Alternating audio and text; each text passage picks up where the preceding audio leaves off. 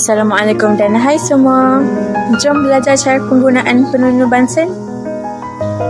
Sebelum itu, fungsi penunu bansen adalah untuk menghasilkan nyalaan api yang stabil untuk memanaskan bahan kimia, mensterilkan meradas atau melakukan eksperimen pembakaran dalam makmal.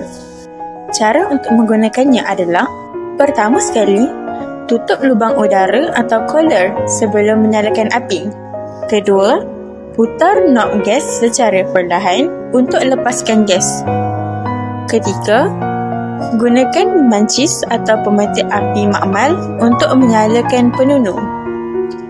Keempat, selepas menyala, kecilkan api menggunakan knob gas. Kelima, laraskan collar untuk menukar nyalaan kepada biru. Ketujuh, putar knob gas sehingga nyalaan padam sepenuhnya. Pastikan anda utamakan keselamatan semasa menggunakan penunu bansen tau.